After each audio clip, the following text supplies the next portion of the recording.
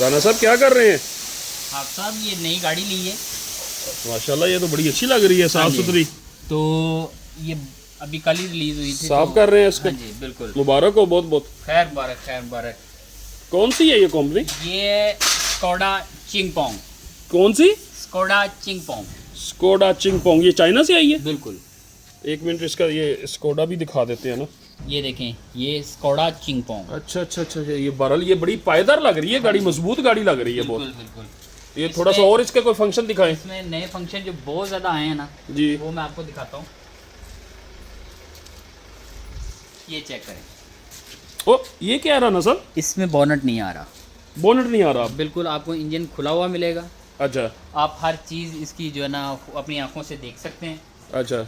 अगर आपका जो ना इंजन का पानी कम है या जो भी वाइपर वाला पानी कम है, ऑयल है, जो है सब कुछ आप सामने देख सकते हैं।